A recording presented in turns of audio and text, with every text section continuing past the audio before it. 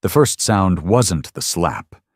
It was the sharp click of the exam room door sealing the argument inside St. Anselm Medical Center's maternity wing, 3rd floor, Bangkok. Then the slap. Flat, shocking, wrong, stole the oxygen from the room. Mara's cheek flared. The fetal monitor hiccuped. Adrian's eyes widened as if the hand weren't his. A nurse gasped. Someone whispered for security, and the fluorescent light turned every flaw merciless. The door burst open. A woman in a linen suit, silver hair swept into a pin, stood there like a punctuation mark ending an ugly sentence. "Adrian," she said, "what have you done?" Before we begin, take a moment and comment your city below. It's always fascinating to see where everyone is tuning in from around the world. Now, let's dive in. The night before the hospital, Bangkok hung in the windows like a restless galaxy. From the 40th floor of the Bel Ratanakosin, the Chao Phraya carved a dark ribbon across the city, and the lights blinked like impatient red eyes on the expressway. To everyone else, the apartment was breathtaking. Glass, stone, an indoor orange tree that never shed a leaf. To Mara, it occasionally felt like a well-designed aquarium. She on one side, Adrian swimming on the other, both visible and unable to reach. He was the founder of Skybridge, the payment startup that made foreign transaction fees vanish like a magician's scarf trick. His face, clean-cut, relentless, lived on magazine covers and CNBC lower thirds. He was 37, a millionaire many times over, and had learned to speak in forward motion, growth, runway, Series D, pre-IPO. Mara, 31, used to be a reporter. She still felt the cadence of interviews in her bones, questions stacking like dominoes, one knock setting the whole story in motion. Since the pregnancy and the relocation from Singapore to Bangkok for Skybridge's regional expansion, she freelanced in corners of time. Short features, quieter profiles. She was 32 weeks along, careful with stares, unsteady around the smell of fish sauce, steady around everything else. They met 4 years earlier at a panel in Singapore, the unromantic fluorescent glow of a conference ballroom circling them into the same orbit. He talked about frictionless payments. She asked about invisible costs. He laughed afterward and asked her to coffee. She said no, then said yes a week later. They were married in a narrow garden in Tiong Bahru, under paper lanterns. His mother, Yoonji Park, who introduced herself as Grace, flew in from Seoul, shook everyone's hands, and gave Mara a lacquered jewelry box. Adrian's father was absent, and no one mentioned him.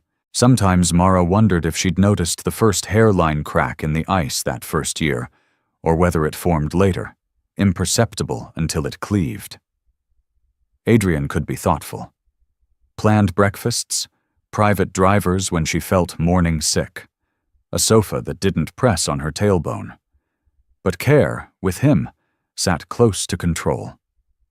He wanted to handle things. He wanted to optimize. When a doctor's receptionist put them on hold, he offered to get someone from Skybridge to speed it up. The day of the hospital, Mara felt a tightening like a zipper pulled from the inside. Not labor, she thought, surely not. But not nothing.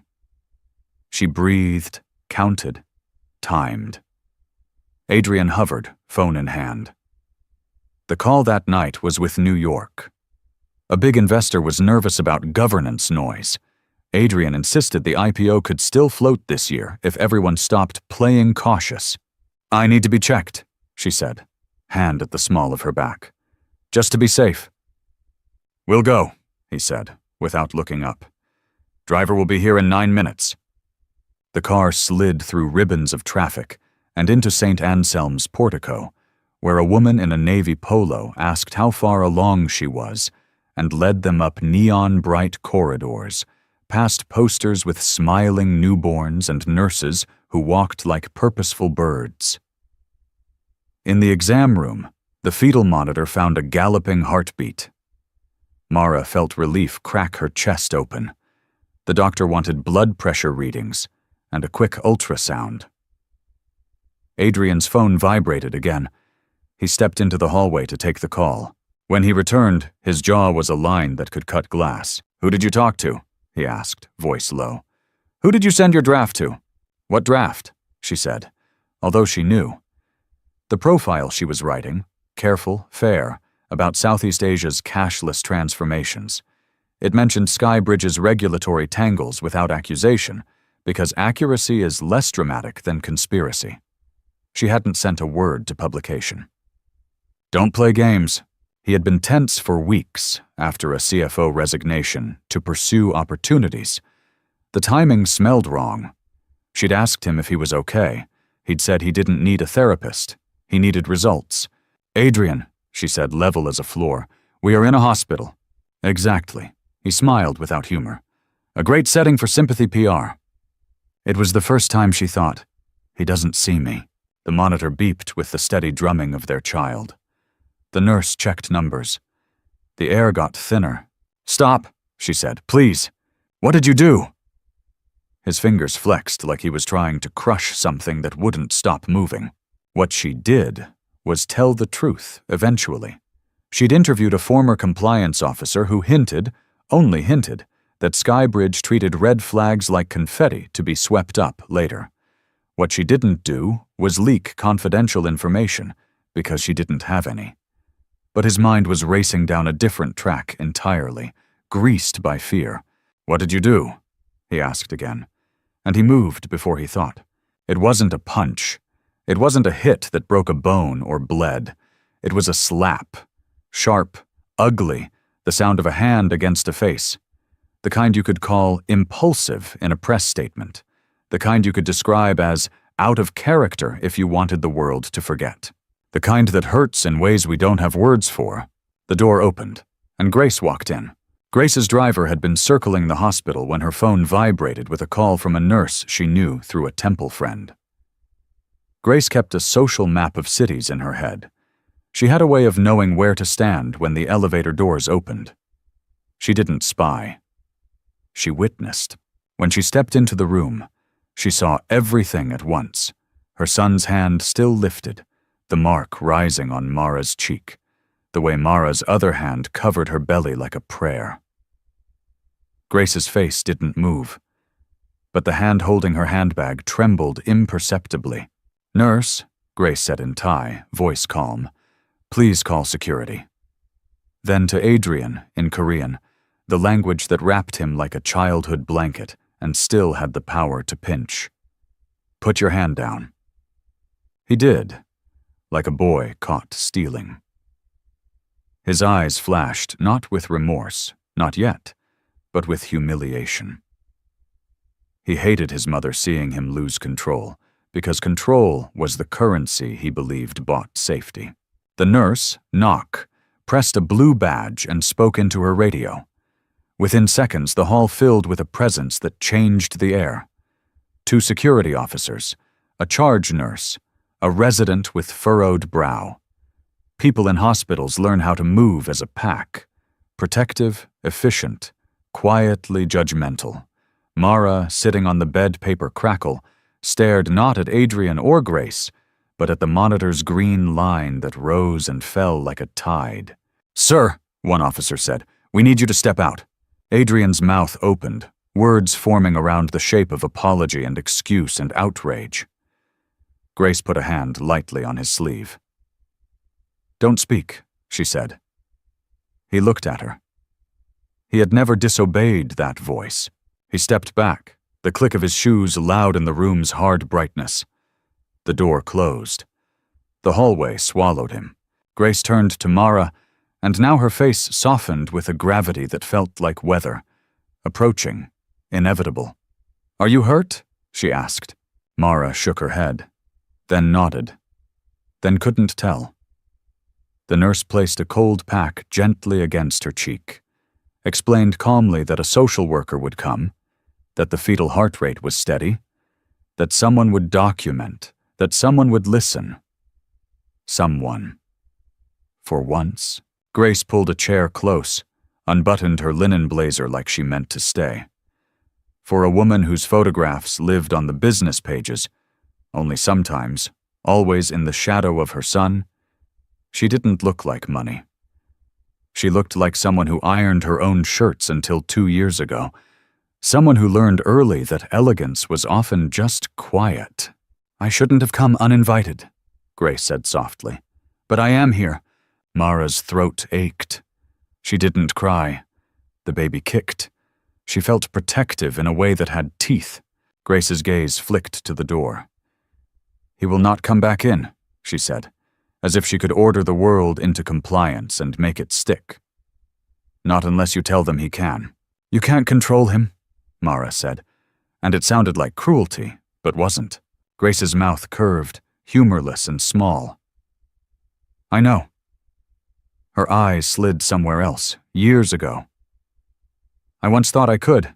A social worker arrived, introduced herself as Rachanok, but said to call her Knock, like the nurse. She gave Mara choices like stepping stones. "Would you like to make a report? We can call the police. We can file an incident note. We can make a safety plan for when you leave." Everything felt unreal. The words landed like beads that would later string into something usable. For now, Mara said yes to documentation, yes to the note in the record, yes to a safety plan. No to police, for now. She wasn't protecting him. She was protecting herself from decisions that would define entire chapters before she'd finished this paragraph. Grace watched without hovering. Once, she touched Mara's wrist lightly, the way people did when they pass a cup. Careful not to drop. Careful not to spill. Through the wall, they could hear footsteps, a cough, the hush of tired people. The city kept breathing, uncaring and fully alive. In the hallway, Adrian stood with his back against the window, the lights of Bangkok burning holes in his reflection. He looked at his hand, as if it were a foreign animal. Shame arrived late. It always did with him, after logic, after the rearranging of narrative. He tried to tell himself, pressure, provocation, the fear of everything collapsing. But underneath his practiced sentences, a boy's voice said a simpler thing. "You did this." Grace stepped out briefly and found him. She didn't touch him. "I will arrange for a car," she said. "You will not return home tonight. I live there," he said, and the petulance in his voice startled even him. "You live where you are allowed," she replied, not unkind, "and where you have earned it." He looked at the floor. The tiles were very clean. "There are consequences," Grace said, each syllable measured.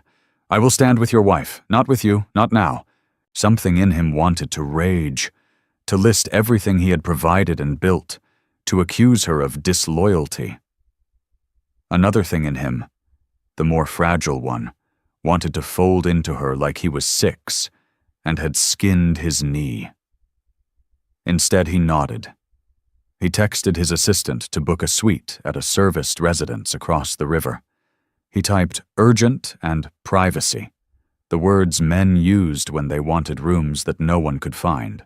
He left the hospital through a side door, cap pulled low, mask on, a man who had trained for invisibility when visibility became too expensive. Back in the room, Grace held a cup of ice water and did not give advice. It was the first gift anyone had given Mara in hours that didn't ask anything in return. St. Anselm stacked its forms like thin shields. The social worker returned with a small clipboard and a larger compassion. The nurse repositioned the monitor and warmed the ultrasound gel in her palm, because cold, right now, felt like insult. The doctor measured amniotic fluid and called it reassuring. The paperwork asked when, where, who, how. There were boxes for witness and injury noted, redness to left cheek. Language so clean it made the mess feel like Mara had imagined it. Grace signed her name as witness. Her signature looped neatly, an old-fashioned confidence. She had been a secretary once, in a real estate office in Busan, long before she owned apartments like the ones she used to photocopy contracts for. The past is a story we file in a drawer we rarely open. Tonight, the drawer stuck and slid back out. "May I speak with you?" Grace asked quietly when the room finally emptied. "Without asking anything from you?" Mara turned her head, the cold pack now lukewarm. "Yes. I should have told you things before," Grace said. "I was afraid you would think less of us, or more accurately, less of me, because I didn't stop what should have been stopped." "The past," Mara said, "doesn't change this." "No," Grace agreed. "But maybe it explains him in a way that doesn't excuse him." Grace told a story with the flat efficiency of someone used to delivering facts without decorative ribbon. She had married young. Her husband, Adrian's father, could be charming with an audience and corrosive in private. When she was pregnant, he hit her once in a kitchen full of stainless steel. Once, in a car at a red light. After Adrian was born, his father's violence turned verbal, then financial, the way cruelty changes tactics when one method stops delivering satisfaction. "He loved Adrian," Grace said, a sentence that carried more contradictions than one line should hold. "But he taught him that fear is a discipline, that control is love in proper uniform." "Where is he now?" Mara asked. "Dead," Grace said simply. "Heart attack, 7 years ago." The memory looked like relief and grief stitched with uneven thread. "I raised my son to never be his father," Grace continued. "I thought I had. But I raised him also to be invulnerable because I believed that would keep him safe. I see now how invulnerability can make a man cruel and call it focus." Mara stared at the monitor's green hill and valley, at the cheap painting of lilies on the wall, at the crack in the ceiling above the fluorescent panel. She didn't want context. She wanted a time machine. Barring that, she wanted a door. Grace held her silence like a bowl. "I will support whatever you decide. If you report him to the police, I will go with you. If you file for a restraining order, I will drive you. If you leave and take nothing, you will not, in fact, have nothing." That snapped Mara's attention back. "What does that mean?" "I made mistakes," Grace said. "One I did not make was leaving the power only with my son. The Bell Ratanakosin apartment is in a trust. Part of it is yours. I insisted before the wedding. Post-nuptial, after he balked at a prenup. He signed. He did not tell you because he wanted you to feel grateful. My mistake." Mara exhaled, a noise between disbelief and a laugh that forgot how to be a laugh. "Why are you telling me this?" "Because safety," Grace said gently, "requires facts." It was a complicated kindness, the kind that felt both like a gift and a confession. It introduced a power shift into a room already spinning. Mara felt steadier and more adrift, both. "Why did you come to the hospital?" Mara asked, another question that had been scratching at the door. Grace looked, finally, like she might break.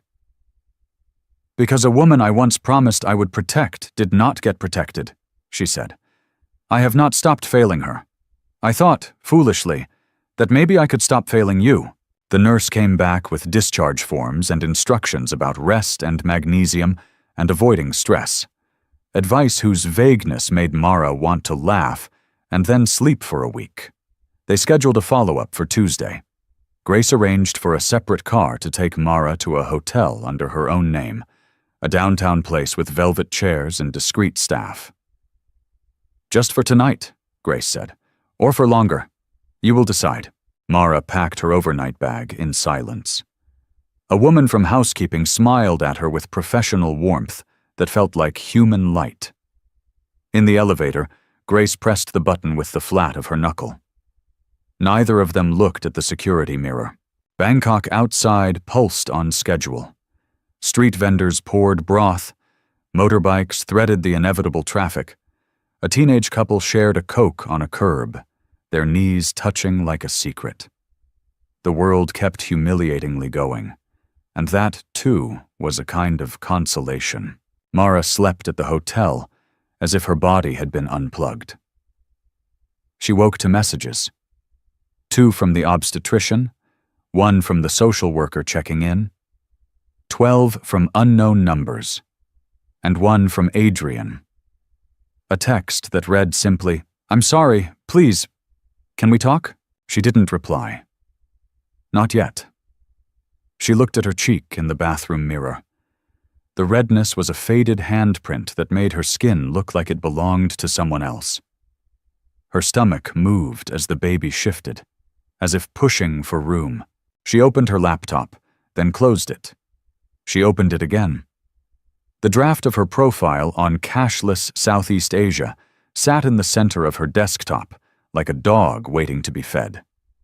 She read the paragraph that mentioned Skybridge's regulatory warning in Vietnam, the not yet public inquiry in Malaysia.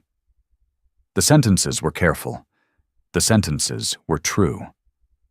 But she understood how a man cornered by his own fear would read them as betrayal. She also understood, slowly, as coffee cut the fog, that fear was rarely alone. It brought friends, pride, secrecy, the thrill of not being caught. Her phone buzzed. A message from a number with a UK code. Rena here. Can we talk? Rena had been the CFO for 4 years, a whip-smart woman who wore tailored suits and exactly one ring. She left Skybridge abruptly last month, citing a values misalignment, a phrase that belongs in corporate bingo and divorces. Mara had interviewed her once in a group setting. Rena's gaze made you feel seen and measured. Mara texted back, "Now?" Rena called, and the line carried the grainy quality of distance. "Are you safe?" Rena asked first. Mara said yes. "I'm sorry," Rena said, meaning it. "I left because I found something I couldn't correct without blowing the whole board up. I was in over my head and also out of patience." "What did you find?" Mara asked. "Nothing that should surprise anyone," Rena said. "Revenue recognition games, pushing compliance to tomorrow, risk modeled like a horoscope, whatever you need it to be. I raised the alarm. Adrian accused me of disloyalty. We used to be on the same side. Then, suddenly, we weren't." Mara imagined Adrian hearing this and feeling his skin peel back. The particular pain of being called a fraud when your entire personality is built on being the fix. She felt a flicker of something not quite sympathy. Recognition, maybe. The problem with smart men is that they think they can outrun gravity. "This isn't your burden," Rena said, voice gentler. "But it will be in the papers. If you think your draft precipitated this, it didn't. The board hired an outside firm. These things roll downhill until they find the people at the bottom. Don't stand there if you can help it." They said goodbye like women who might one day be friends if they'd met under different weather.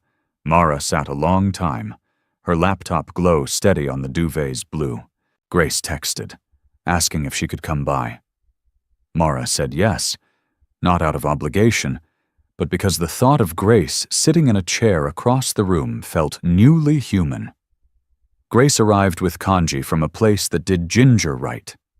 She placed it on the table like an offering to whatever gods manage small mercies. "I spoke to a lawyer," Grace said, adjusting a cuff. "Not your husband's. The word yours belongs to you today. If you choose to file for a protective order, you can. If you choose not to, you can. Your options exist regardless of his remorse." "What do you want me to do?" Mara asked, because it was easier to hand someone the steering wheel than to keep holding it with shaking hands. "I want you to be safe," Grace said, "and I want my son to face himself. Those two desires do not always align. If forced to choose, I choose you and the baby." Mara's throat tightened. "He'll say it was one time." Grace's face did something complicated. "It was one time that you will allow," she said. It was not one time that he felt the urge. There were 10,000 almosts pressed against that moment. They ate quietly. The kanji warmed something cold. Mara found herself telling Grace a story from her childhood, how her mother, Anjana, taught her to set the table with the spoons facing in, as if the table had teeth. How plates were stacked efficiently for washing to save water. How her father laughed too loudly at movies and cried secretly at cricket matches. The telling felt like building a bridge to a safer shore. In the afternoon, the social worker called again. "You're not alone," she said. "If you decide to go home to collect things, We can arrange an escort, or we can send someone on your behalf. The bureaucracy of care, forms, escorts, timetables, felt both clumsy and miraculous. Mara decided to go. Not to reclaim the apartment as hers. That would require a war she wasn't ready to wage, but to take what she needed. Clothing, the soft cotton onesies she'd spent too long choosing, the journal where she'd written to a baby who felt, suddenly, like the only uncomplicated truth left. Grace insisted on coming. She insisted the driver wait in the basement garage rather than in the circle where the concierge could see.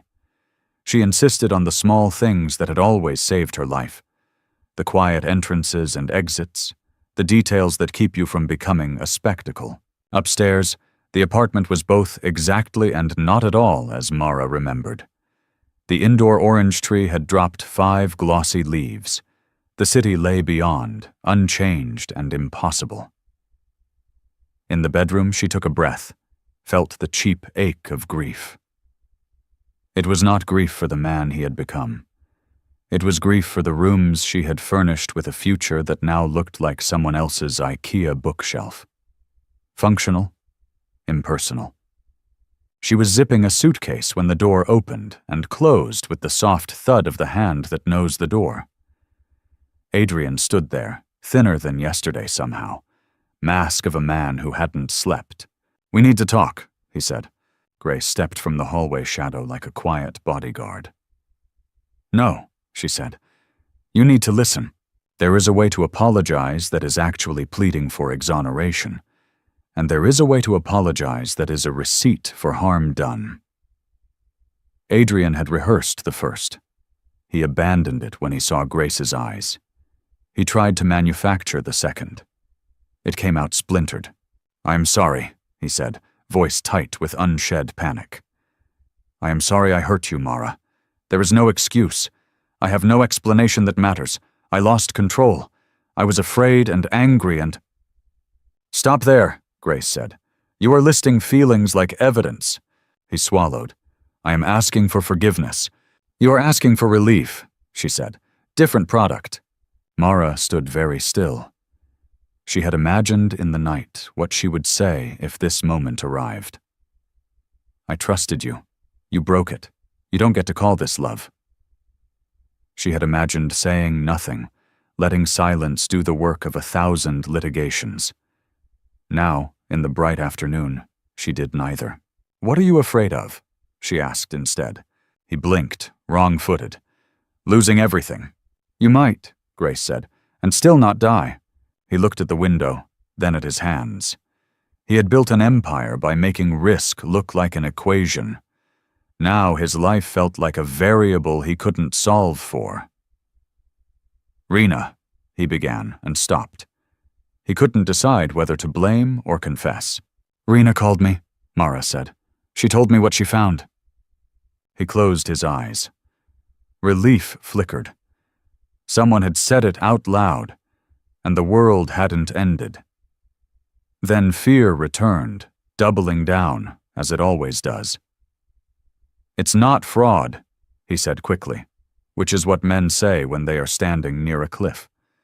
"It's aggressive accounting. Everyone does it." Grace made a small sound that was not laughter. "When your father lied," she said, "he used the same verbs. It is a family grammar." "I am not him," Adrian said, the words cracking. "Then be not him," Grace replied, simple as a recipe. "Start with today. Do not fight for your image. Fight for your soul."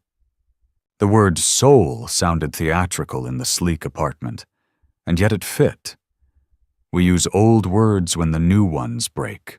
"I spoke to a lawyer," Mara said, voice steady. "I am filing for a protective order.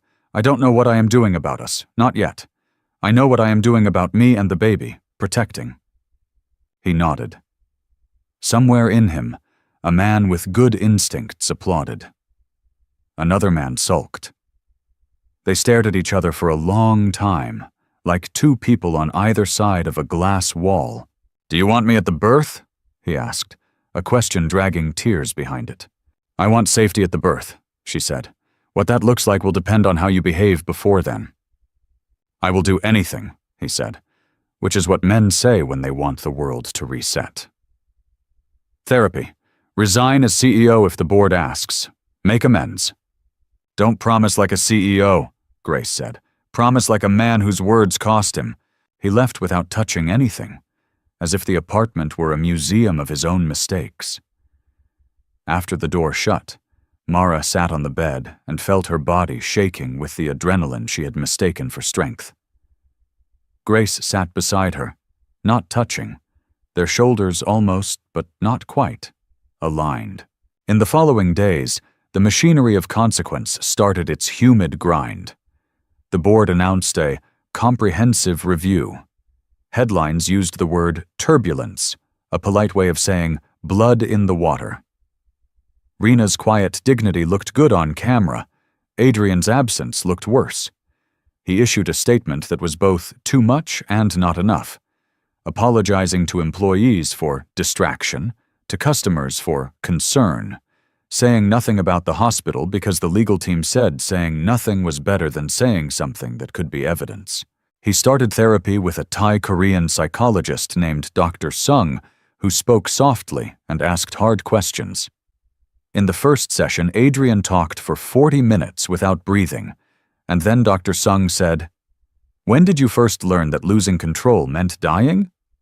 Adrian saw the kitchen tile in his childhood apartment and the red light at the intersection where his father's ring left a bruise on his mother's wrist.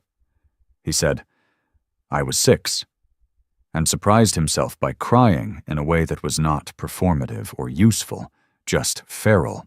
Mara met with the lawyer again, signed a stack of documents that had her name on them in ways that made her feel both powerful and small.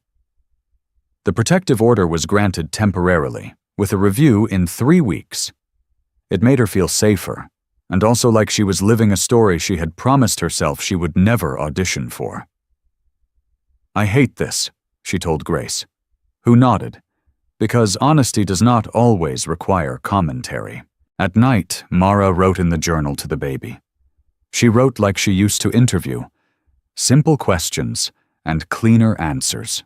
"Today you kicked when I said your name. Today I ate mango and felt, briefly, that sweetness could fix anything. Today your father apologized badly and then a little better. Today I chose us." She did not write that she sometimes missed the man who had carried her shoes when her ankles swelled, who had memorized 3 lullabies in languages he didn't speak. She did not write that missing the good did not cancel the harm. We are capable of holding both, but it is hard to look at our hands when they are full. Courtrooms smell like paper and old wood. The family court in Bangkok added the faint tang of disinfectant, a cleanliness that felt ironic. Mara sat with her lawyer on a bench and tried to breathe like the app suggested.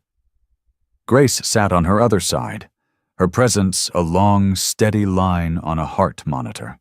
Adrian arrived with his counsel, face pale. He looked at Mara only once, then looked away as if the light burned. The judge, a woman with hair pinned back so severely it looked like an opinion, read the case file with the kind of boredom that hides rigor. She asked questions. Few. Precise. "Do you dispute the incident?" she asked Adrian. "No," he said. The protective order was extended for 6 months, with exceptions for supervised medical appointments and the birth plan as agreed by both parties and the hospital. It felt like a bureaucratic victory and an existential defeat simultaneously. Outside, cameras waited. Hungry. Grace placed a hand briefly on Mara's elbow, guiding her away from the main doors. In the side street, a stray dog slept in a rectangle of shade. The city pressed its palm against the day and whispered, "Carry on." Meanwhile, in Skybridge conference rooms with expensive water, the board met. The outside audit firm presented slides that said what slides always say. We normalized, we benchmarked, we found deviations. The deviations had names and dates. The board chair, a woman with a voice like a level, said the phrase no founder wants to hear. For the good of the company. Adrian offered to step aside, temporarily. The board made it permanent. He left with a severance package he did not deserve, and had negotiated for himself years ago when he believed in his own invincibility. He walked out of the building past the logo he had designed in a coffee shop 8 years earlier. Now it looked like a sign for a store that had moved to another mall. He wanted to smash something, and also to lie on the floor. He did neither. He went to therapy. The story took on its media shape. Founder resigns amid governance review. The hospital incident didn't appear in print, though the whispers bled through the industry. Grace kept her phone on silent. Friends called to say the things friends say. Enemies called to say nothing. They just wanted to hear how her voice sounded when it was hurt. Mara moved into a smaller apartment with good light and a balcony where a smart plant would not die. She bought a kettle that whistled because she liked being warned before things boiled. She organized baby clothes into drawers labeled with masking tape, a ritual of control that felt benign and earned. At a follow-up appointment, the obstetrician smiled at the monitor. "She's strong," the doctor said. It felt like a benediction. They discussed induction dates because of Mara's blood pressure. Mara asked about who could be in the room. The doctor looked at the chart, at the protective order, at Mara's face. "We can make a plan," she said, and the phrase sounded like safety. In a quiet moment, Grace told Mara a secret about money. "It can buy apologies," she said, "but not amends." She explained the difference without sermon. Apologies are words you purchase because they can be returned if the receiver doesn't like the fit. Amends are tailored and non-refundable. "And expensive," Mara said. "The price," Grace replied, "is the point." They scheduled the induction for a Monday, a date that felt both arbitrary and fated. The hospital wrote down who would be present: the doctor, a midwife, a nurse, a social worker who volunteered for difficult cases because she believed in small interventions like pressure on a lower back. Grace would be there. Adrian would wait in a separate room with a glass wall like penance. He could come in only if Mara said yes at the time. The plan was a living document, they reminded everyone, because birth and peace do not always obey forms.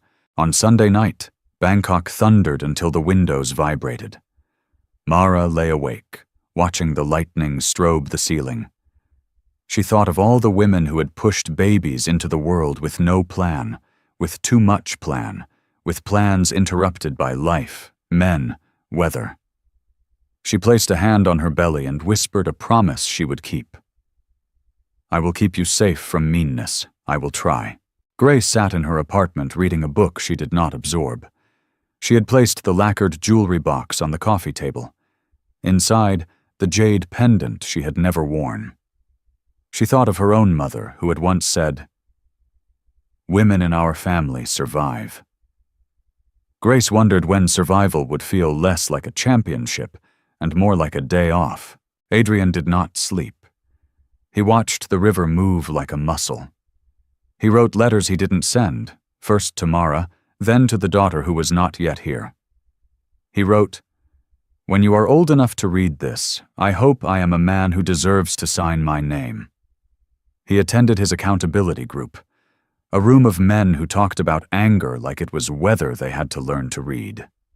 He sat in a circle of chairs and said, "I am not asking for a cookie for being here." One man nodded, grateful for that sentence. At the hospital, morning came with coffee and urgency. The IV clicked. The world shrank to a room and inflated to a universe. The midwife, a woman with crow's feet that looked like she laughed often, helped Mara find positions that honored the stubbornness of bodies. Grace counted quietly, her voice a metronome. The social worker pressed on Mara's sacrum. Time lost its minutes. It remembered its contractions. In the waiting room, Adrian paced.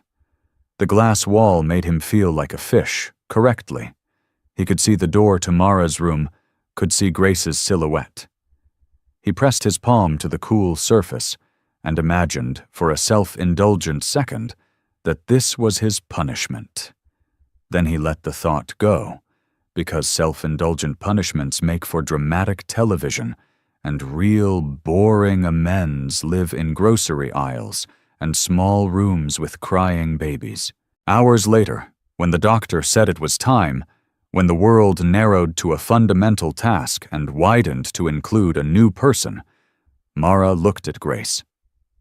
Grace nodded. Mara looked at the door. The nurse understood. She opened it. Adrian entered quietly, as if the air might refuse him. He stood at the head of the bed, not touching, hands visible, as if approaching a skittish animal. He said nothing.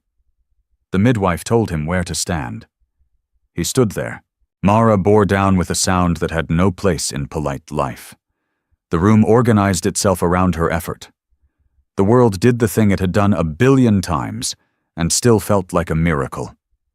When the baby slid free and cried, stunned by cold, the doctor placed her on Mara's chest. Skin on skin.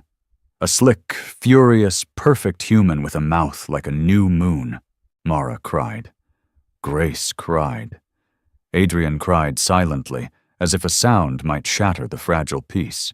"What's her name?" the nurse asked. Mara and Adrian looked at each other as if they had been practicing for this. "Anaya," Mara said. "It means cared for." The nurse wrote it down on a bracelet and fastened it snugly around a tiny wrist. The ink looked both too bold and exactly right. Adrian did not reach to touch. He asked permission like a man learning to walk. "May I?" he said, and Mara, tired to her bones, said, "Yes." For 1 minute, he placed a finger on Anaya's foot, an anchoring point the size of a blueberry. He said nothing. The minute passed. He stepped back. Sometimes redemption starts with the simplest of boundaries honored. The weeks after birth folded into each other like laundry someone promised to put away. Sleep came in bargains. Anaya latched like a champion, and then, some days, like a protester. The world contained burp cloths, bottle sterilizers, lactation consultants, and the precise pleasure of clipping tiny nails without nicking skin. Mara's body ached and healed.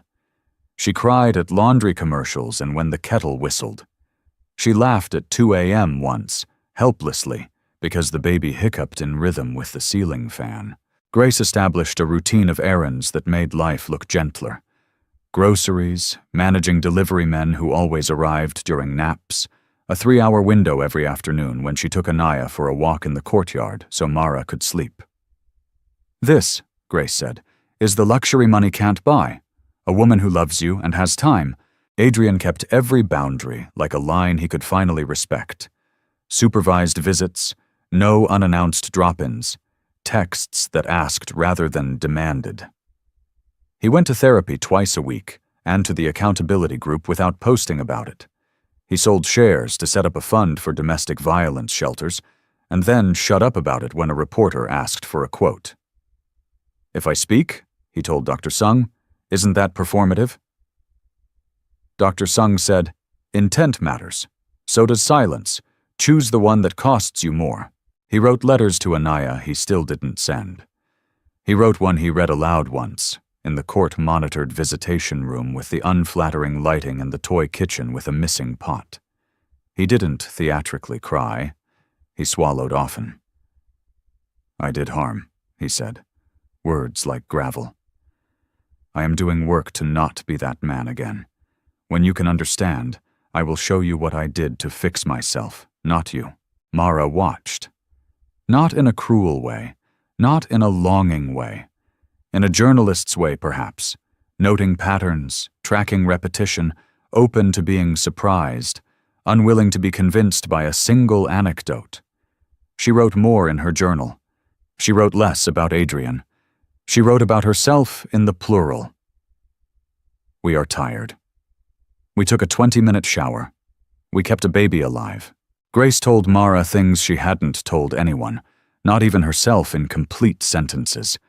The day she hid money in the hem of a curtain. The day she decided to stop waiting for a version of her husband who did not exist. The day she forgave herself for not leaving earlier.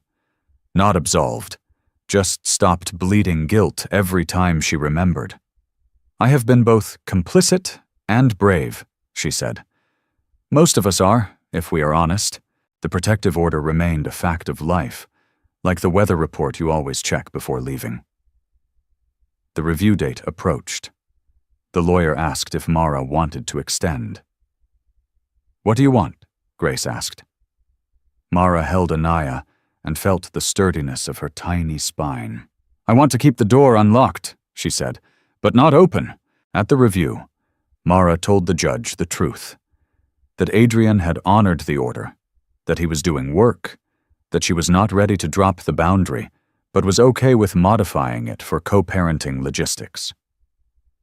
The judge nodded at a woman who had learned to set the spoons facing inward, at a man who had learned to stop reaching without asking.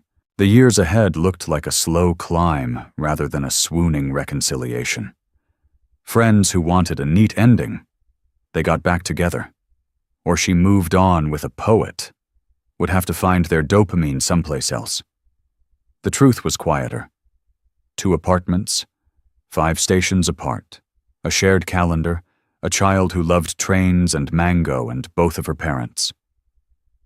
On a rainy Thursday, 3 months after the birth, Adrian came to assemble a bookshelf in Mara's living room. He asked where to put it. "There," she said, pointing to a wall that would catch morning light. He pulled out an Allen key and worked like someone who had decided the performance of penance was less useful than the practice of usefulness. When he left, he stood at the door, hands in pockets so she could see them. "Thank you," he said, "for letting me in, for not humiliating me in front of the delivery guy, for not giving up on the version of me I am trying to earn." He didn't list the thanks. He left them implied. Mara closed the door and leaned her forehead against it for a second. Not romantic, just tired. She went back to Anaya's playmat and sat cross-legged on the floor. The baby grabbed her finger with astonishing conviction. "We are okay," Mara said aloud. Not as a claim, but as a practice. 2 years later, the city felt both smaller and full of new corridors. Anaya talked like a tiny lawyer, her sentences precise. "Appa, you forgot my bear. Mama, rain is loud. Halmione, mango now." She had Adrian's eyes and Mara's stubborn chin, Grace's way of arranging bowls on the table with unexamined competence. She flung open the future with toddler certainty. Adrian had not returned to a CEO desk. He taught a seminar on ethics in fintech at a university that paid him little and cost him pride in ways he found instructive. He invested quietly in women-led startups and did not sit on their boards. He chaired the foundation he'd seeded, and the meetings were boring, which is how you know a foundation is doing the unglamorous work. Mara returned to writing with a voice that had lowered a register. Not in sadness, but in authority. She wrote about ordinary acts of courage. She wrote profiles that lived in the small margins where most of our lives unfold. She did not write about Skybridge. She wrote about a woman who left a marriage and opened a noodle stall that fed night shift nurses. It went viral not because it was dramatic, but because it was true. Grace planted herbs on her balcony, pinched the basil to keep it from bolting, learned to nap. She laughed more, and when she thought of her late husband, her mouth no longer tightened like a fist. She still ironed her shirts, but not all of them. On Anaya's 2nd birthday, they met at a little party room in the condo's community center. 2 chairs by the window, one for Mara, one for Adrian. A cake with too much frosting. A banner that said "to" like a command. They sang, off-key and fully. Anaya clapped for herself because, of course, Grace cut slices with fair distribution that would have impressed a judge. After gifts, after the ritual of trash bags and thank yous, Mara and Adrian sat in the 2 chairs.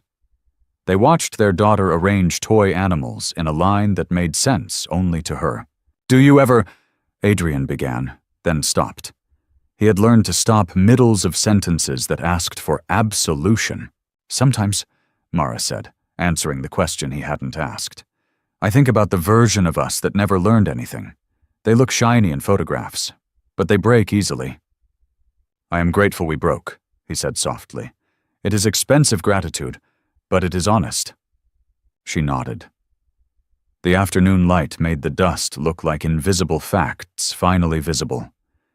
She looked at him and saw not the man who had slapped her. The alarm of that memory would always live in her body. But the man who had chosen, then and repeatedly, not to hide from what that meant. Thank you for the bookshelf, she said. It had become a joke between them, shorthand for unglamorous repair. He smiled, sheepish. 2 chairs, 1 room, a kid shouting, "Mango now," a mother humming in a kitchen down the hall. Not happy ever after. Just with work, okay? Out the window, the river kept moving. The city kept metabolizing light, and a storm gathered in the distance with the dignity of weather.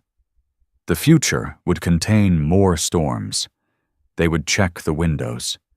They would move the plants inside. They would make soup. They would not pretend rain was not wet. If you're still here, if you held your breath with Mara in the hospital, if you watched Adrian learn the difference between apology and amends, if you felt Grace's quiet strength holding the edges, thank you. This wasn't a fairy tale. It was a story about the long work of becoming decent, about boundaries that protect and love that changes shape instead of vanishing. Somewhere, someone you know is doing this work in rooms without cameras or applause. If this story gave you language for your own anger, your own hope, or your own next step, I'm honored for more stories that take their time, that let characters be complicated and real. Please like, share, and subscribe. It helps this channel keep telling truths that don't fit into headlines. And if you need help today, reach out to a friend, a hotline, a stranger who knows what paperwork matters. Healing isn't cinematic. It's daily, and it's possible. Have you ever wondered what happens when a perfect life shatters in complete silence? Isabella, the pregnant wife of millionaire Richard Sterling, had everything a woman could dream of.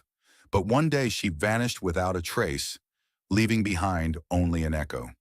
While Richard's ambitious mistress, Chloe, celebrated her victory, she never imagined the man who had everything would break down and cry, not for his lost possession, but for a love he never knew he had. This is a story of how a quiet departure created the loudest roar, proving that true wealth isn't what you own, but what you can't bear to lose. The late afternoon sun, the color of expensive champagne, slanted through the floor-to-ceiling windows of the penthouse, illuminating dust motes dancing in the air like tiny, carefree spirits. Isabella Sterling watched them from her perch on a velvet chaise lounge, one hand resting protectively on the gentle swell of her stomach.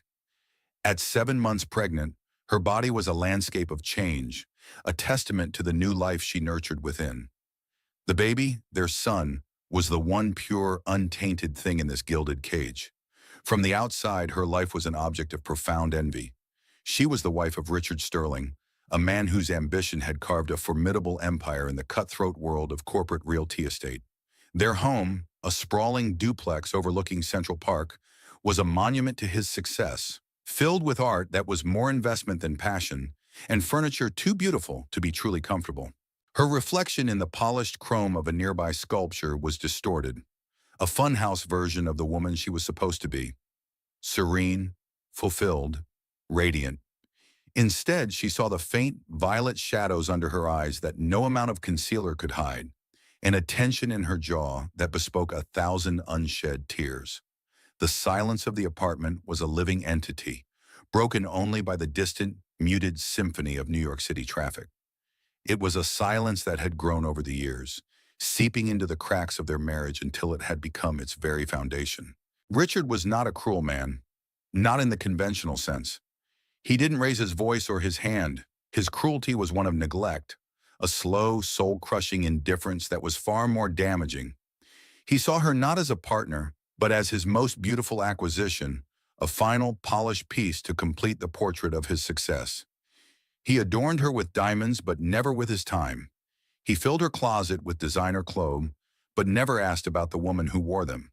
He had provided the sperm for their child with the same detached efficiency he applied to a business transaction, a necessary step to secure his legacy. Her phone buzzed on the marble side table. A notification from a society blog. A picture of Richard captured last night at a gallery opening she had been too fatigued to attend. He was laughing, his head tilted towards a striking redhead in a green silk dress. Isabella zoomed in. Chloe Summers, an up-and-coming architect Richard's firm had recently contracted. She was sharp, hungry, and exuded the kind of predatory ambition Isabella recognized in her husband, because she'd once seen it in herself long ago. Isabella had seen the lingering glances, the late-night texts disguised as work, the scent of a different perfume on his suit jackets. She wasn't a fool. She closed her eyes, and instead of the penthouse, she was back in her small, cluttered apartment in Brooklyn, years ago. A younger Isabella, a law student with fire in her belly and a fierce belief in justice. She had dreams of working for a nonprofit, of being a voice for the voiceless. Then Richard had swept into her life, a force of nature, dazzling her with his charm and the sheer scale of his world. She had mistaken his ambition for passion, his possessiveness for love.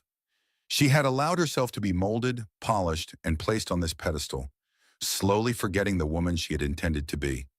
The fire had dwindled to an ember, and now she feared it was almost out. But the baby changed everything. His tiny flutters against her ribs were a constant reminder of a life beyond this suffocating luxury. He deserved more than a mother who was a ghost in her own home and a father who was a stranger. He deserved authenticity, warmth, and a love that wasn't transactional, and she deserved to be the woman who could give him that. That evening, Richard came home late, smelling of scotch and Chloe's jasmine perfume. He dropped a perfunctory kiss on Isabella's forehead, his eyes already on the stock market ticker flashing on the television. "How was your day?" he asked, the question a reflex, not a genuine inquiry. "Quiet," she replied, her voice even. "I finalized the nursery." "Good. Did you order the antique rocking horse from the catalog I left you?" "I did," she lied. She had, in fact, canceled the obscenely expensive order and donated the equivalent amount to a children's hospital. It was a small, secret act of rebellion, but it felt like a monumental victory. He grunted in satisfaction, loosening his tie. "I'm closing the Westwood deal tomorrow. It's going to be massive. We should celebrate this weekend. Maybe a trip to the Hamptons." He spoke of we, but she knew it was a royal we. She was merely the companion, the accessory. He would spend the weekend on his phone, barking orders, while she was expected to sit by the pool and look content. She watched him move around the room, a handsome, powerful stranger who shared her bed. The love she once felt had long ago curdled into a hollow ache, which had finally given way to a cold, hard clarity. Ambition, she now understood, could be a cancer. It had consumed him, and it had nearly consumed her, but no more. Later that night, as he slept beside her, a deep and dreamless sleep of the untroubled, Isabella lay awake, charting her course. Her plan had been forming for months, a secret blueprint for escape. She had been quietly siphoning money from her allowance into a new account under her maiden name, a name he had probably forgotten. She had researched towns, small and insignificant, places where Mrs. Sterling would never be sought. She had packed a single bag, hidden in the back of her cavernous closet, filled not with designer clothes but with practical things, sentimental treasures, and a copy of a worn-out law textbook she hadn't opened in years. She wasn't running away in a fit of pique. This was a rescue mission. She was rescuing her son from a life of gilded emptiness, and she was rescuing herself from oblivion. There would be no dramatic confrontation, no screaming match. That was not her style, and it would give him a fight to win. She would simply disappear. An elegant, silent, vanishing act. He would wake up one morning, and a piece of his perfect life, his most prized possession, would simply be gone. Let him rage against the silence. Let the mistress believe she had won. Isabella knew the truth. She was finally setting herself and her child free. Richard Sterling woke to the insistent, programmed hum of his automated blinds retracting. Light flooded the master suite, glinting off the chrome accents and the cold glass surfaces he favored. He rolled over, his hand reaching for the warm space beside him, and found only cool, crisp Egyptian cotton. He frowned. Isabella was usually the one to wake him. A gentle hand on his shoulder, a cup of coffee already waiting on the nightstand. She clung to these small domestic rituals with a quiet tenacity he found both endearing and slightly pathetic. He sat up, swinging his legs over the side of the bed. "Isabella?" he called out, his voice raspy with sleep. The silence that answered was absolute, profound. It was different from the usual morning quiet. It felt heavy, deliberate. He walked through the suite, into the cavernous walk-in closet, her side meticulously organized, but somehow looking untouched. He checked the master bath with its twin marble vanities. Her toothbrush was missing, a small, insignificant detail, yet it sent a strange prickle of unease down his spine. He descended the floating glass staircase to the main living area. The penthouse was immaculate, as always. The cleaning staff had been yesterday, but the air was still sterile. Her favorite cashmere throw was folded neatly on the chaise lounge, not artfully draped as she usually left it. The book she was reading was closed on the side table, a silver bookmark tucked precisely at the page she had stopped on. It was as if the room had been staged. On the gleaming white marble of the kitchen island, propped against a ridiculously expensive fruit bowl, was a single sheet of heavy, cream-colored stationery. It was her personal stationery, the kind she used for thank-you notes. His name, Richard, was written on the front in her elegant, looping script. He picked it up, expecting a list of errands, a reminder about a dinner party. Instead, the note inside was brutally short. "I am gone. Please do not look for me." That was it. No explanation, no recriminations, no signature. The words were stark against the creamy paper. He read them again, and then a third time, a cold knot tightening in his stomach. This had to be a joke, a poorly conceived melodramatic prank. Isabella was not impulsive. She was predictable, placid. She was the calm water to his storm. She wouldn't just leave, especially not now, with the baby coming, their son, his heir. He pulled out his phone, his thumb hovering over her contact photo. A smiling, sun-drenched picture of her from a trip to Italy 2 years ago. He looked happy. He dialed. It went straight to voicemail. "Isabella, this isn't funny," he said, his voice tight. "Call me back. Now." He tried her mother's number. A pleasant but firm voicemail message informed him that Eleanor was on a 2-month cruise through the Norwegian fjords and would not be reachable. Convenient. Too convenient. Panic, an unfamiliar and unwelcome emotion, began to claw at him. He stalked through the apartment, opening closets, pulling back curtains as if she might be hiding behind them. The nursery, once a source of detached pride, now felt like a mausoleum. The tiny clothes, the handcrafted crib, the silent mobile. They were all monuments to a future that had just been erased. He saw the empty space where the antique rocking horse should have been. A flicker of memory, him telling her to order it, her quiet agreement. He hadn't even thought to check if it had arrived. His mind raced, cycling through possibilities. Had she been kidnapped? No. There was no ransom note, no sign of forced entry. Had she had a medical emergency? He called the doorman, who confirmed Mrs. Sterling had left the building at 5:30 a.m., alone, carrying a single suitcase. She had told him she was going to visit a friend in Connecticut for a few days. She had been calm, smiling even. The doorman had thought nothing of it. The cold knot in his stomach turned to ice. She had planned this. The calm smile, the lie to the doorman, the timing with her mother's trip. This was a calculated, deliberate act. But why? Their life was perfect.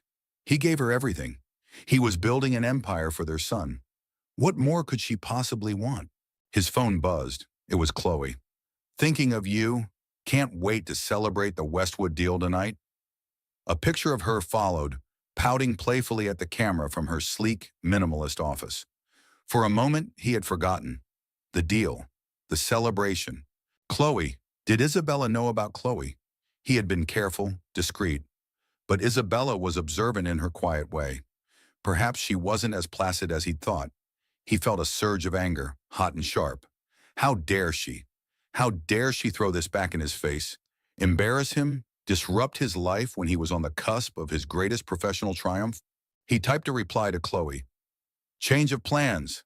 Something's come up with Isabella. Family matter. He needed to control the narrative. An unstable, emotional, pregnant wife who needed some space. That was manageable. A wife who had abandoned him. That was a PR disaster. Chloe called him instantly. Is everything okay, darling? Is it the baby? Her voice was a perfect symphony of concern, but Richard could hear the underlying note of excitement. She's fine. She just went to visit a friend for a few days. Feeling overwhelmed, he lied, the words tasting like ash in his mouth. We'll have to postpone our celebration. Oh, of course, Chloe said, her tone dripping with sympathy. Poor thing. Pregnancy can be so trying. Well, if she's gone for a few days, maybe I can come over and cheer you up tonight? Just for a little while? The offer was brazen, but it was exactly what he expected from her. It was part of what drew him to her unapologetic ambition, her directness. She saw an opening and she took it. Right now, he didn't have the energy to deal with her. Not tonight, Chloe. I need to handle this.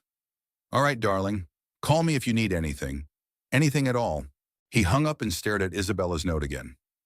Please do not look for me. It wasn't a request. It was a challenge. A gauntlet thrown down, and Richard Sterling never ever backed down from a challenge. He wouldn't allow her to just disappear, to take his son and vanish from his life. She was his wife. She was carrying his child. She belonged to him. The shock was now hardening into a cold, diamond-hard resolve. He would find her. He would bring her back. And then there would be a reckoning. He just had to figure out where in the world she could have possibly gone. One day bled into the next, then into a full, agonizing week. The initial shock and anger that had propelled Richard through the first 48 hours began to curdle into a gnawing, unfamiliar anxiety. The sprawling penthouse, once a symbol of his dominion, now felt like an echo chamber, every silent corner mocking him with Isabella's absence. He found himself wandering into the nursery, tracing the outline of the unslept-in crib, the scent of lavender and baby powder she'd chosen hanging in the air like a ghost. He had started by doing the obvious things. He called her friends, the polished society wives he found vapid and boring. They were all surprised, offering rehearsed sympathies. No, they hadn't heard from Isabella. Yes, they had noticed she'd been withdrawn lately. They had chalked it up to pregnancy hormones. Their words were useless, their concern a thinly veiled appetite for gossip. He checked their joint bank accounts. Untouched. He reviewed the credit card statements. Her last purchase was a week ago at a bookstore in the West Village. He went there himself, a man in a $1,000 suit looking wildly out of place amongst the dusty shelves. The cashier, a young woman with purple hair, vaguely remembered her. Yeah, the sad, pretty lady. She bought a bunch of travel guides, Oregon, Washington, Northern California, and some books on constitutional law. The detail was so bizarre, so out of character, that Richard dismissed it as a mistake. By day 3, his pride was sufficiently shredded to do what he should have done from the start. He hired the best private investigator money could buy. Mr. Harrison was a former detective, a man with a bloodhound's reputation and the weary, cynical eyes to match. He sat opposite Richard in the sterile living room, his worn tweed jacket a stark contrast to the minimalist decor. She left her phone on the kitchen counter, disconnected from the network. Her laptop is in her office, wiped clean, Richard explained, the words clipped. She took one suitcase and her passport.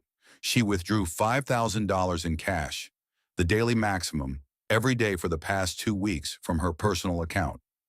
An account I didn't know she had. The admission felt like swallowing glass. Harrison nodded slowly, making notes in a small leather-bound book. Smart, he murmured, almost to himself. No digital footprint. Cash. A clean break. Your wife, Mr. Sterling, is either very frightened or very clever. She's my wife, Richard snapped. "She's pregnant with my child. Find her." The days that followed were a masterclass in frustration. Harrison's updates were grimly concise. Isabella had not used a credit card, booked a flight, or rented a car under her own name. She hadn't crossed any borders. She had simply stepped out of a yellow cab near Penn Station and dissolved into the city's teeming anonymity. She had become a ghost. Meanwhile, Chloe's patience was wearing thin. She had initially played the part of the supportive, understanding lover, but her ambitions didn't allow for long-term deferment. She saw Isabella's disappearance as the final obstacle being removed, and Richard's continued obsession with finding her was infuriating.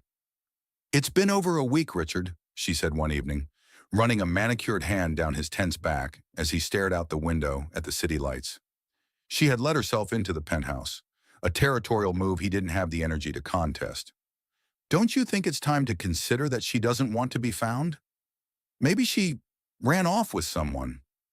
"Don't be ridiculous," he scoffed, but the seed of doubt, poisonous and unwelcome, took root. Was it possible? Had her quietness been a cover for a secret life he knew nothing about? "Is it ridiculous?" Chloe pressed, her voice silky smooth. "She was unhappy. You said so yourself. She's a beautiful woman. Well, maybe she found someone who could give her what you couldn't." "I gave her everything," Richard bit back, turning to face her. "Did you?" Chloe's eyes were sharp, intelligent. "You gave her things, Richard. A beautiful cage. Maybe she wanted to be seen, not just displayed." Her words hit too close to a truth he was unwilling to confront. He hated that she could read him so well. He pushed the thought away, focusing his anger back on Isabella. The betrayal felt sharper, more personal than any affair. An affair was a simple, carnal transgression. This was a repudiation of his entire life, his entire world. His work began to suffer. He was distracted during meetings, snapping at subordinates, his mind constantly drifting to the puzzle of his wife. Where was she? Was she safe? The baby. Was his son okay? The question echoed in the dead of night, a terrifying whisper. He had always viewed the child as a concept, a legacy. Now, for the first time, he felt a flicker of something else, a primal, protective fear. Harrison called at the end of the second week. "We found the cab driver," he said, his voice flat. He dropped her at a small regional bus station in Newark. She paid cash. She was wearing a simple dress, no jewelry, and a pair of sunglasses. He said she bought a ticket on a bus heading west. The route has 100 stops between here and Chicago. She could have gotten off anywhere. The news was a gut punch. A bus. Isabella, who was used to private jets and chauffeured cars, had taken a bus. It was another piece of the puzzle that didn't fit the image of the woman he thought he'd married. The scale of her planning, her quiet determination, was staggering. She hadn't just left him. She had shed her entire identity. That night, Chloe tried again. She cooked him dinner, filling the silent apartment with the aroma of roasted garlic and herbs. She wore a black dress that clung to her like a second skin and spoke in low, soothing tones about a new project, a new deal, a future they could build together. She was painting a picture of a life with her, a life where he was the undisputed center, a life unburdened by a sad, complicated wife. "Let her go, Richard," she whispered, her lips close to his ear. She made her choice.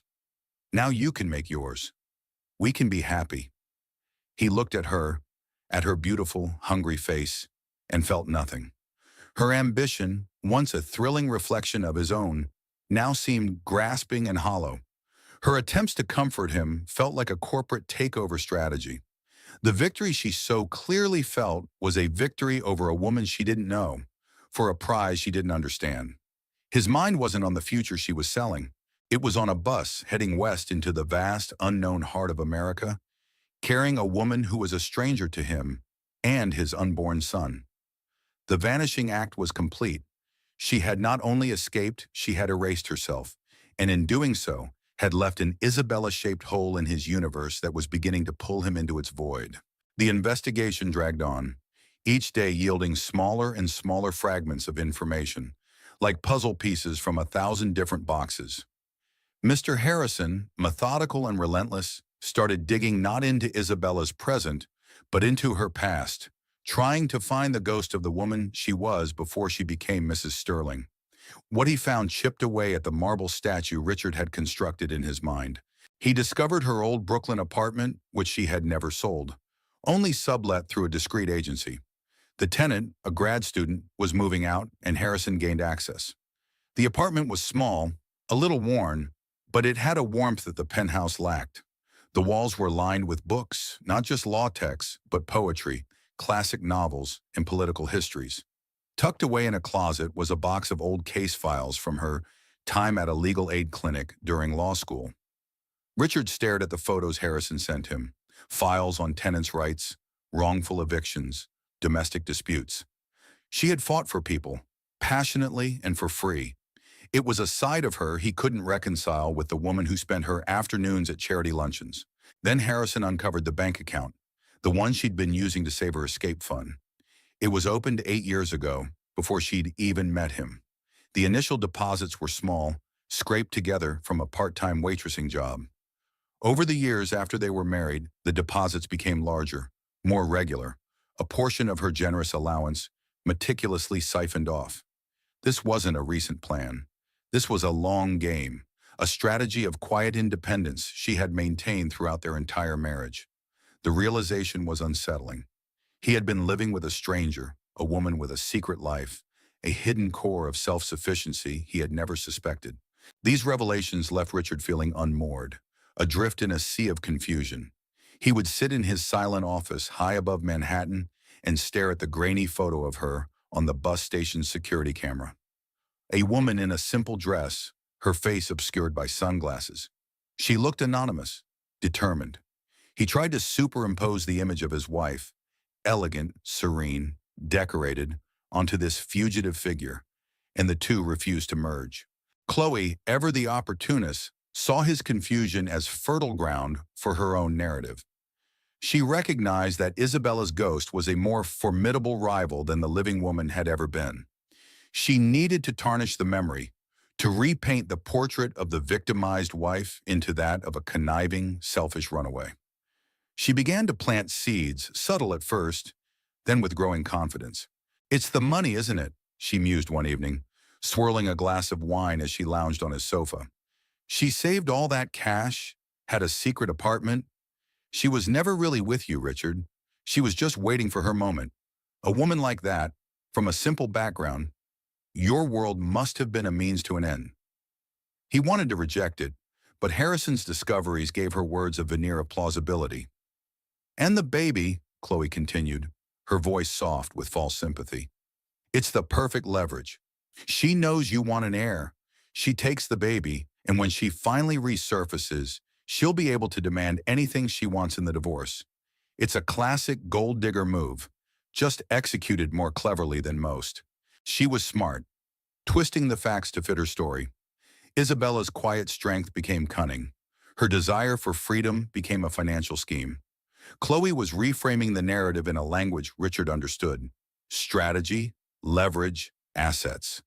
He found himself listening, allowing the poison of her perspective to seep in, because it was easier than confronting the more painful truth, that he had failed so profoundly as a husband that his wife had chosen a bus ticket to nowhere over a life with him. The whispers became a campaign.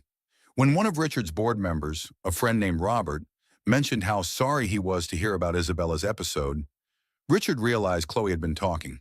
She was carefully managing the story, leaking a curated version to their social circle. The narrative was consistent. Isabella, fragile and unstable due to her pregnancy, had suffered a breakdown. It was tragic, but Richard was being stoic, protective. It painted him as the victim, the long-suffering husband, and neatly erased any questions about his own conduct, about his very public association with Chloe herself. "I just want to protect you, darling," she'd say, her eyes wide with feigned sincerity. "People are starting to talk, and I can't bear to see them blame you for her instability." The lie was seductive. It absolved him. It allowed him to channel his confusion and grief into a more manageable emotion: righteous anger. He started to believe it. Isabella the schemer. Isabella the gold digger. Isabella the unstable woman who had stolen his son. One afternoon, Harrison delivered his latest report. "We traced a purchase made with a prepaid debit card bought with cash in a small town in Ohio, a used laptop.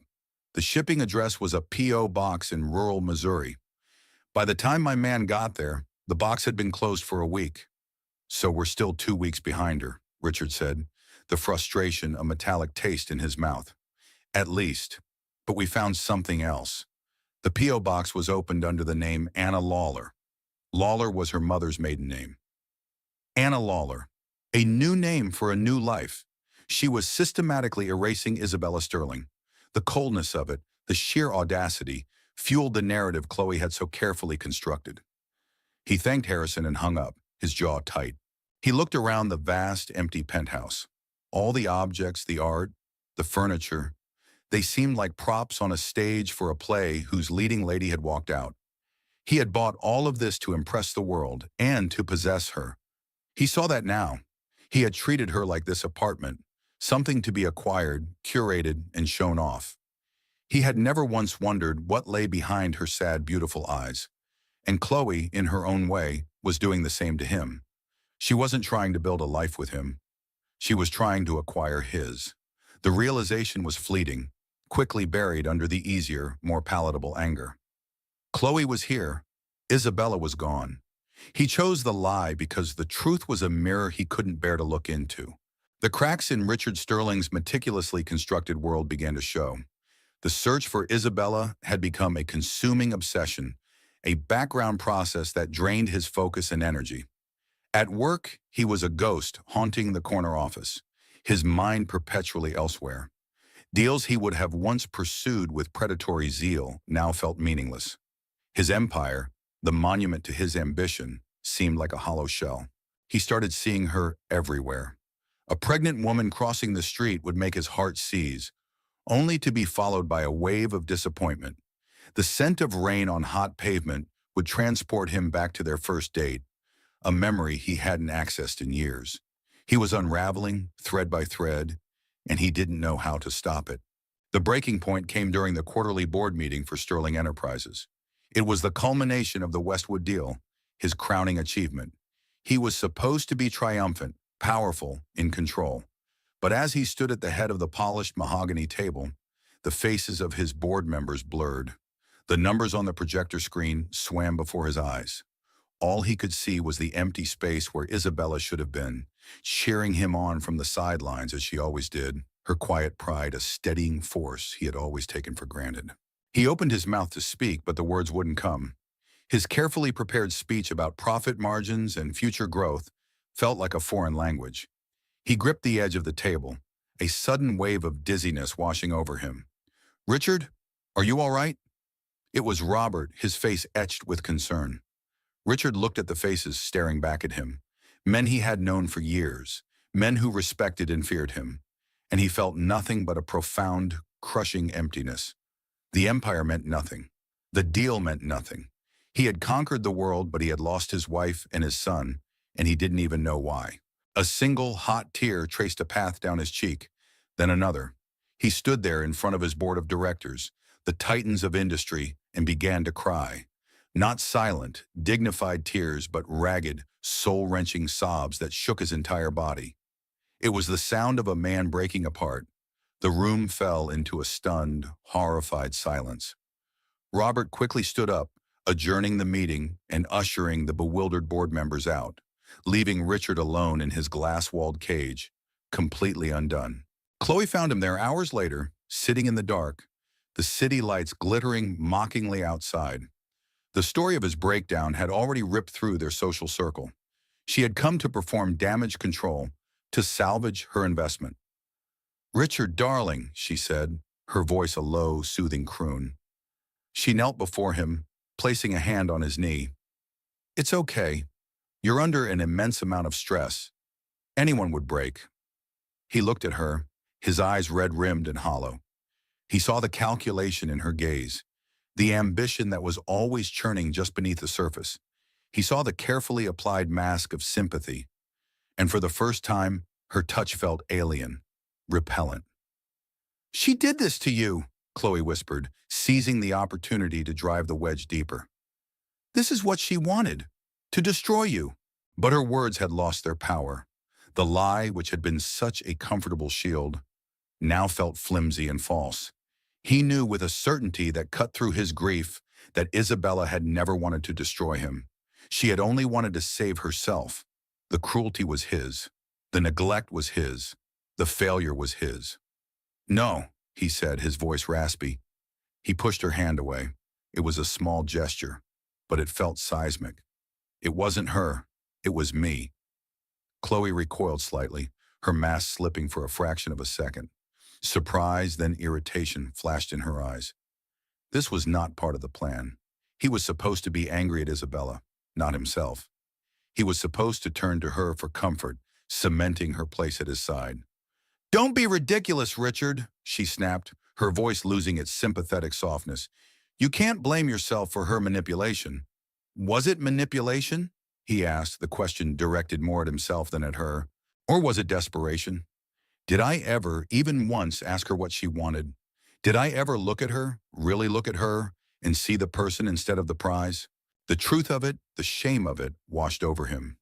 He remembered the law books Harrison had found. He remembered her passion, the fire in her eyes when they first met, a fire he had systematically extinguished with his casual indifference. He had taken a vibrant, brilliant woman and tried to turn her into a beautiful object, and he had been succeeding. Her disappearing act wasn't an attack. It was an act of survival. He was crying again, but these tears were different. They weren't for the loss of his possession or the blow to his pride. They were tears of pure, unadulterated grief. Grief for the woman he had never known. Grief for the love he had thrown away. Grief for the child who would be born in some anonymous town, who would never know his father. A father who was only now in his absence, beginning to understand what it meant to love him. Chloe stood up, her face a mask of cold fury. She was an architect of power, and she recognized a failing structure when she saw one. The man sobbing before her was not the ruthless titan she had set out to conquer. He was just a broken man. "Pull yourself together, Richard," she said, her voice like ice. "This is pathetic." He didn't even look up. He didn't have the strength.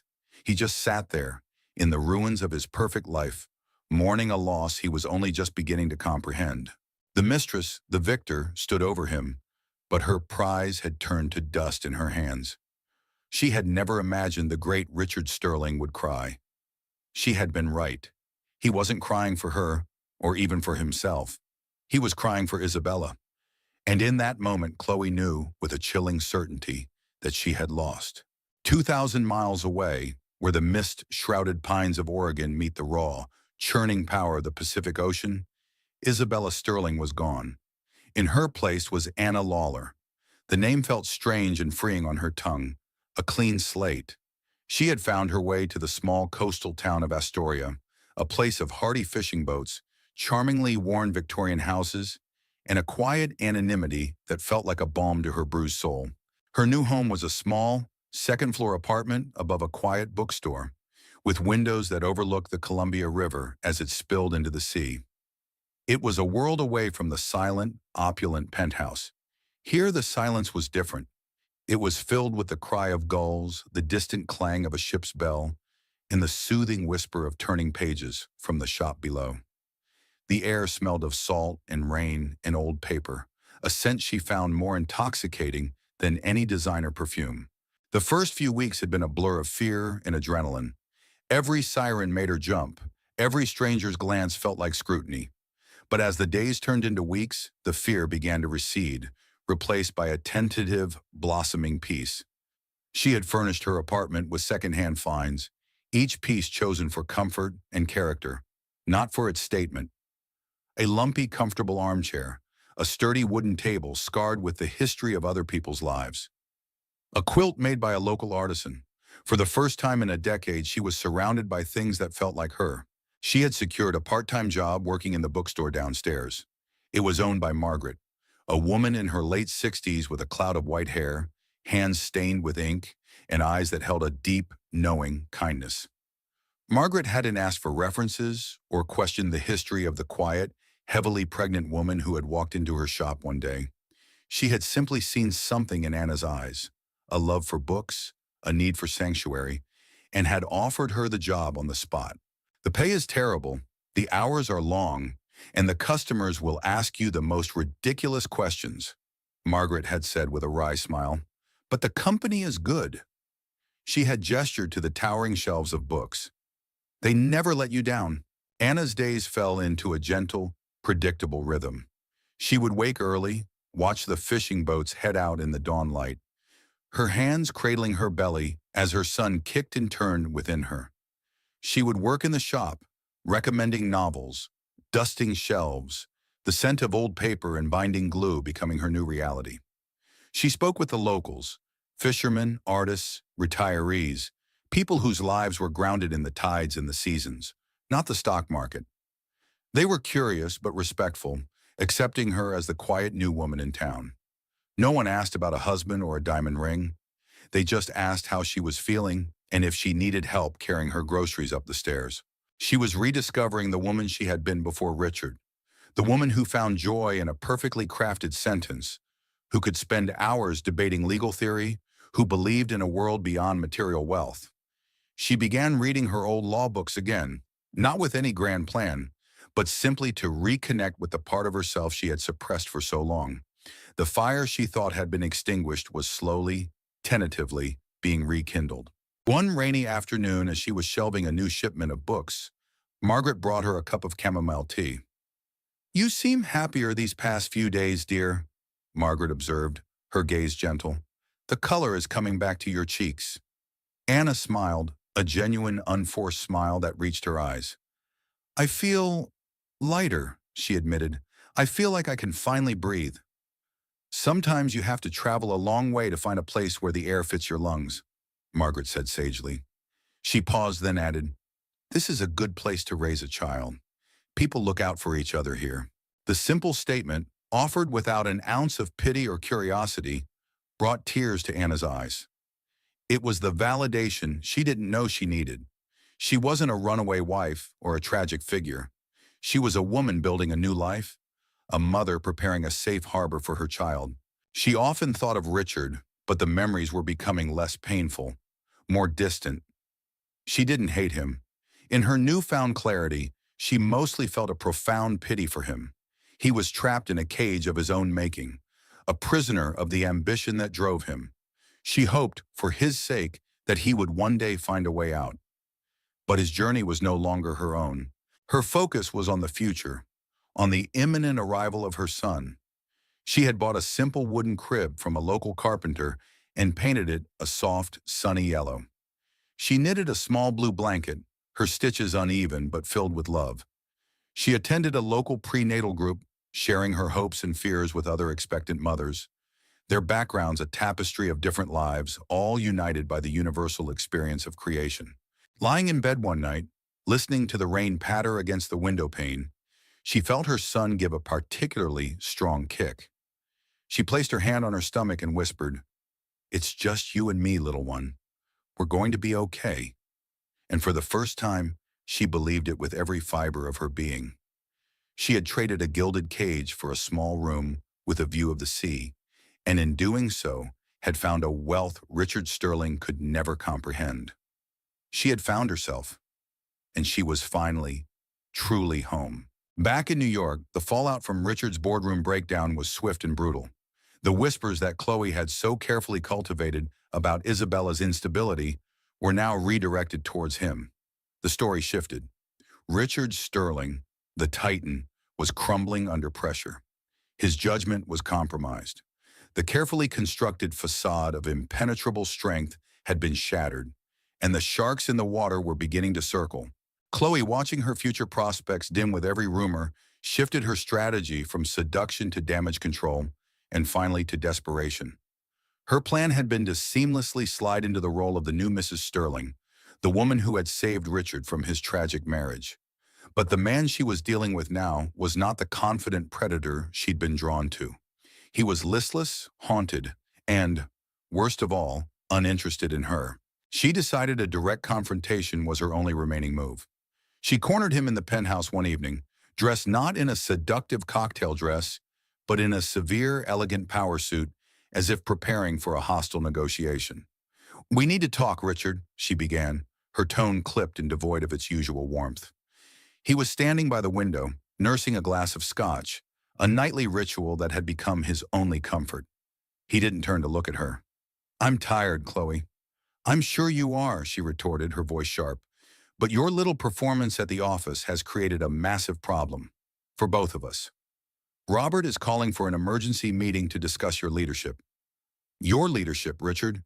Do you have any idea how much work I've put into this? Into us?" The raw, undisguised avarice in her voice finally broke through his melancholic haze. He turned slowly, looking at her as if seeing her for the first time. He saw the hard ambition in her eyes, the ruthless calculation. And in that moment, he saw a perfect, horrifying reflection of himself. She wasn't his partner. She was his protege, his mirror image. She wanted the power, the prestige, the name. She didn't want him, the broken man standing before her. She wanted Richard Sterling, TM, the brand. "This was never about us, was it?" he said, his voice quiet, heavy with a weary sort of revelation. "It was about you." Chloe let out a short, incredulous laugh. "Oh, don't you dare try to take the moral high ground with me. You and I are the same, Richard. We see what we want, and we take it. I wanted you, your world, and I was on the verge of getting it. Don't you think I've earned it? I stood by you. I listened to you moan about your sad, perfect wife. I was here when she abandoned you." "She didn't abandon me," he said, the words tasting of truth. "She escaped." The admission hung in the air between them, stark and undeniable. It was the one truth Chloe could not accept, because it invalidated her entire narrative, her entire victory. "She ran away like a coward," Chloe spat, her composure finally cracking. "She left you and she took your son." "Did she?" Richard countered, taking a step closer, his eyes clear for the first time in months. "Or did I drive her away? Did I create a home so cold, a life so empty, that running into the unknown with nothing was a better option? Did I ever love her, Chloe? Or did I just own her?" He wasn't really asking her. He was putting voice to the questions that had been tormenting him in the dead of night. He saw it all with sickening clarity now. Isabella's quiet sadness, her forced smiles, her retreat into a world of her own. They weren't signs of weakness. They were symptoms of his own failure. Chloe stared at him, her face a mask of disbelief and rage. This was her endgame, and he was rewriting the rules. "I don't have time for your existential crisis, Richard," she said, her voice dropping to a low, threatening hiss. "You need to get a handle on this situation, issue a statement, blame Isabella, tell the world she's mentally unstable, and you're the victim. Reclaim your power, or you will lose everything, and I will not go down with you." It was an ultimatum, a final, desperate gambit. She was trying to appeal to the old Richard, the man who valued power and control above all else. But that man was a ghost. He looked at her, at this beautiful, brilliant, ruthless woman, and he felt a profound sense of pity. She was still trapped in the game he was finally beginning to see a way out of. "It's over, Chloe," he said, his voice flat, final. "What did you say?" "Our arrangement. It's over. I want you to pack your things and leave. From the firm, from this building, from my life." Chloe's face went pale, then flushed with a furious red. "You can't be serious. After everything, you're choosing her? A woman who isn't even here?" "I'm not choosing her," he said softly. "I'm choosing something else, something better. I'm choosing to stop being the man who deserved to be left. You should go." He turned his back on her, a gesture of dismissal more potent than any shout, and looked back out at the city. He heard her gasp, a strangled sound of pure fury. There was a moment of charged silence, and then the sound of her heels clicking angrily across the marble floor, the slam of the door echoing through the vast, empty apartment. He was alone, truly alone. The mistress was gone. The wife was gone. But for the first time since Isabella had vanished, he didn't feel a sense of loss. He felt a strange, terrifying, and exhilarating sense of freedom. He had finally hit rock bottom, and the only way left to go was up. A month after the confrontation with Chloe, Mr. Harrison requested a final meeting. He sat in the same chair he had occupied on his first visit, his expression unreadable, his worn tweed jacket a familiar sight in the now oppressive opulence of the penthouse. "The trail is cold, Mr. Sterling," he said, getting straight to the point. There was no preamble, no softening of the blow. "Stone cold. We've exhausted every lead. The prepaid cards, the P.O. boxes, the false names. She was always 2 steps ahead. She's a ghost. My professional opinion," he paused, meeting Richard's gaze, "is that your wife does not want to be found, and the woman I've been tracking is resourceful enough to make that a reality. You could spend the rest of your fortune and the rest of your life looking, and you might never find her." He slid a final invoice across the table. "I'd advise you to stop, for your own sake. Let her go." The old Richard would have raged, would have thrown more money at the problem, refusing to accept defeat. But the man sitting opposite Harrison simply nodded, a strange sense of calm washing over him. The investigator's words weren't a defeat. They were a form of permission. Permission to stop fighting a war he had already lost, a war he had started. "Thank you, Harrison," he said, his voice even, "for everything." Harrison looked surprised by the quiet resignation.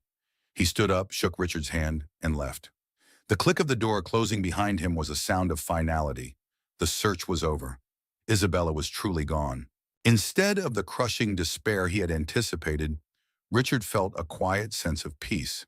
The frantic energy that had consumed him for months dissipated, leaving a vast, quiet space in its wake. The obsession had been a shield, a way to avoid looking at the wreckage of his own life. Now there was nothing left to do but survey the damage. He started small. He sold the penthouse. The gilded cage held too many ghosts, too many reminders of his failures. He moved into a smaller, more understated apartment downtown, a place with warm wood floors and walls he filled not with investment art, but with photographs of his parents, of his sister, of a childhood he had long since left behind. He began the slow, painful work of mending the relationships his ambition had corroded. He called his younger sister Sarah, whom he hadn't spoken to in over a year, after a fight about his missing her son's birthday.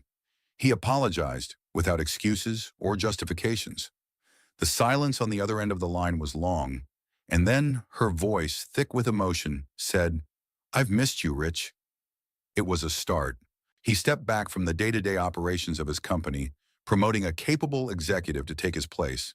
He found that the relentless pursuit of the next deal, the next conquest, he no longer held any appeal. The board, having witnessed his breakdown and subsequent withdrawal, was relieved. He was still the owner, but he was no longer the king. He started walking through the city, not with a destination in mind, but just to see it, to feel its rhythm. He noticed the street musicians, the laughter of children in the parks, the small, everyday human dramas he had been blind to from the tinted windows of his chauffeured car. One Saturday on a whim, he walked into a soup kitchen, a place he would have previously only engaged with by writing a large, tax-deductible check. He was awkward at first, a man in a cashmere sweater completely out of his element, but he was put to work chopping vegetables, his hands more accustomed to signing contracts, growing calloused and raw. He listened to the stories of the people he served, stories of hardship, loss, and incredible resilience. He felt a sense of connection, of shared humanity, that his wealth had always insulated him from. He began volunteering there every weekend. He was changing. The grief for Isabella and his son had not disappeared, but it had transformed. It was no longer a frantic, angry obsession, but a quiet, persistent ache in his heart, a reminder of the man he had been and the man he was trying to become. He wasn't doing these things to find her or to earn her forgiveness. He was doing them for himself.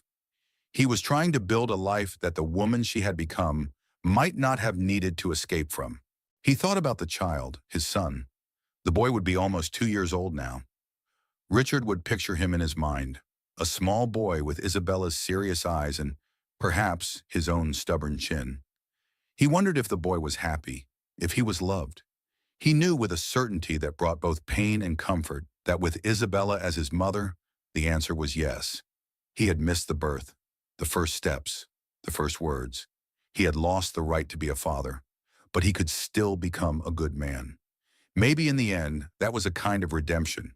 His heart, once closed and armored, was slowly, painfully, opening up to a world he had never truly seen. 3 years passed. The new Richard Sterling was a quieter, more thoughtful man.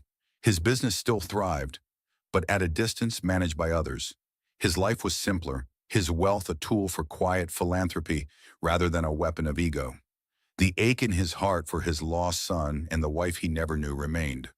But it had settled into a part of his landscape, a sad and beautiful feature that reminded him of how far he had come.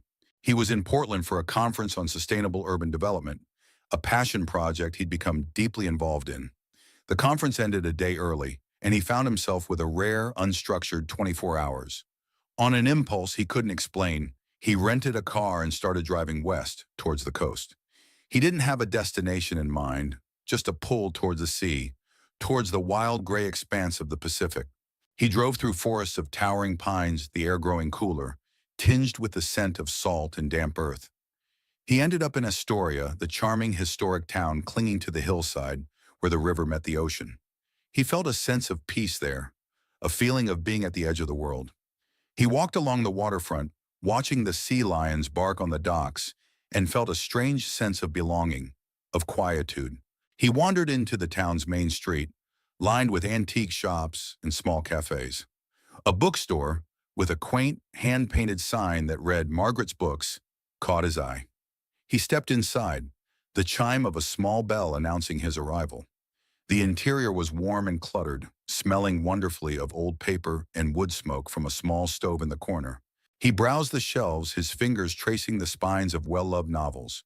And then he heard it, a woman's voice, soft and clear, reading from a children's book. "The moon is high, the stars are bright. Sleep now, little one, and dream of the light." The voice was achingly familiar. His heart began to pound, a frantic, thunderous rhythm against his ribs.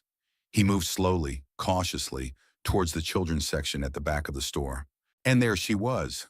She was sitting in a small rocking chair, a little boy with a mop of dark, curly hair nestled in her lap. It was Isabella, but it was also not Isabella.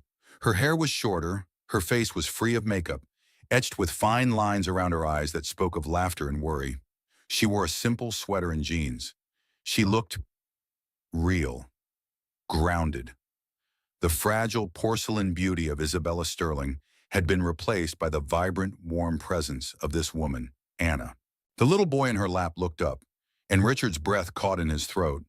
The boy had his chin, his dark hair, but his eyes were all hers, wide, serious, and intelligent. This was his son. She finished the book and closed it, kissing the top of the boy's head. She looked up then, and her eyes met Richard's across the crowded shelves. For a long moment, the world stopped.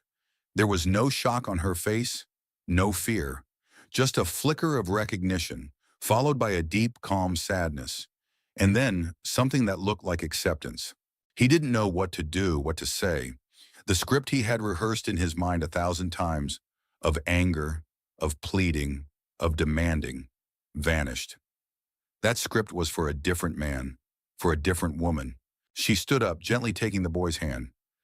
"Leo, this is an old friend of Mommy's," she said, her voice steady. Richard knelt, so he was at eye level with the child. "Hello, Leo," he said, his voice thick with unshed tears.